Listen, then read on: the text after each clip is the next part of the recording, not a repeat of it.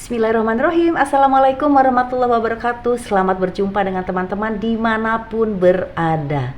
Jalan ke pasar jadi pengepul, jangan lupa beli buah naga. Hari ini kita berkumpul untuk membahas masa depan kita. Yunisara beli bakpia jalan bareng dengan Bang Emen. Semangat pagi dan selamat berbahagia untuk teman-teman. Selamat bergabung di kuliah MSDM. Ubur-ubur ikan lele, teman-teman terhibur, ibu yang lembur. Oke, semoga dengan pantun tadi kita tambah bermotivasi dan tambah bersemangat untuk kuliah di hari ini. Oke teman-teman, kita akan bahas hari ini tentang pengembangan organisasi. Siapa yang masih ingat tentang pengembangan organisasi?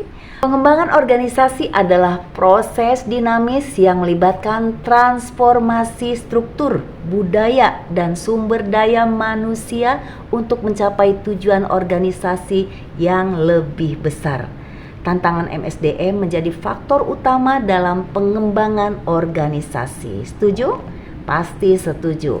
Nah, tantangan MSDM dalam pengembangan organisasi itu apa aja ya? Ini yang akan kita bahas untuk di awal kuliah kita. Tantangannya yang pertama adalah perubahan cepat di teknologi. Perkembangan teknologi yang begitu pesat mengharuskan organisasi terus beradaptasi. MSDM dituntut untuk memastikan karyawan memiliki keterampilan yang relevan melalui pelatihan dan pengembangan berkelanjutan. Teknologi pasar dan preferensi konsumen berubah dengan cepat. Ini dapat membuat organisasi harus mengikuti perkembangan yang cepat tersebut.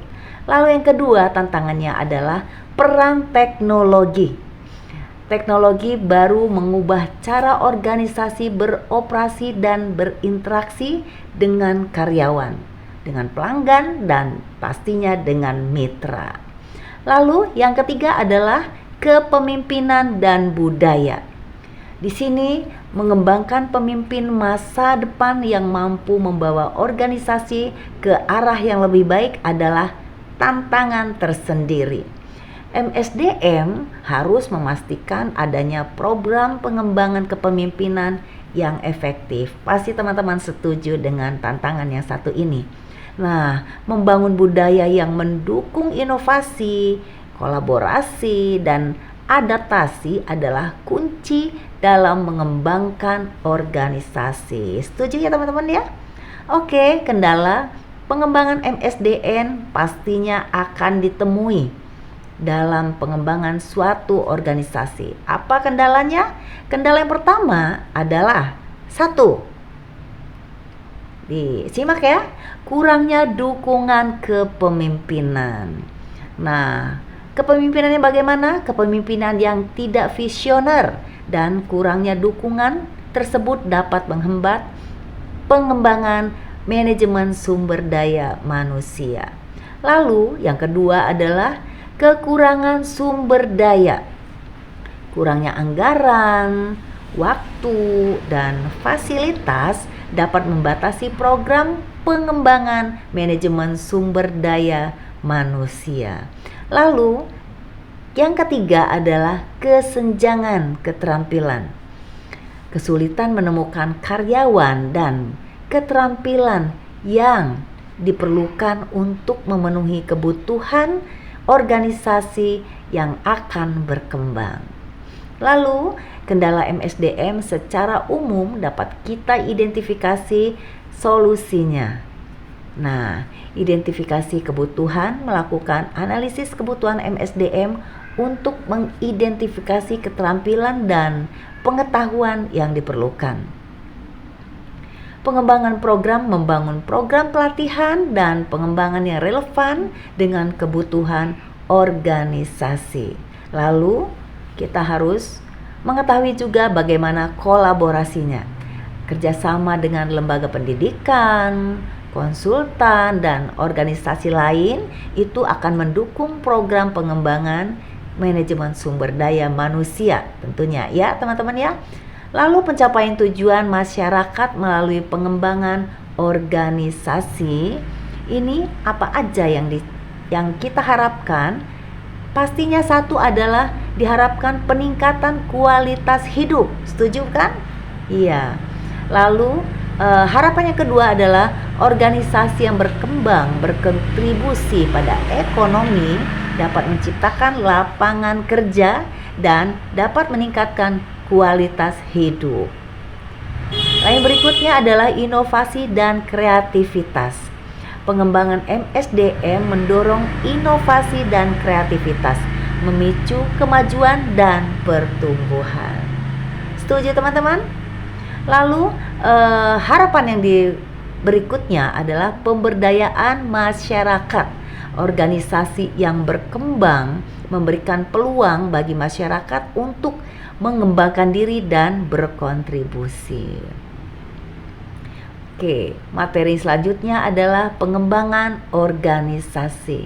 Dalam pengembangan organisasi diperlukan beberapa variabel, yaitu salah satunya adalah motivasi. Apa itu motivasi? Motivasi dorongan, ya, dorongan eksternal, internal. Nah, tingkat motivasi individu mempengaruhi kinerja dan kontribusi dalam organisasi. Lalu yang kedua, diperlukan komunikasi. Diperlukan komunikasi, kemampuan individu untuk berkomunikasi dengan efektif, membangun hubungan dan kolaborasi. Itu sangat diperlukan ya teman-teman ya. Lalu yang ketiga adalah kemampuan beradaptasi. Tingkat fleksibilitas dan kemampuan beradaptasi individu dalam menghadapi perubahan sangat diperlukan. Nah, dimensi karakteristik individu ini perlu kita pahami. Mengapa penting? Sangat penting. 1. Keterampilan teknis keterampilan dan pengetahuan yang spesifik terkait dengan tugas. Ini harus dimiliki oleh seorang individu.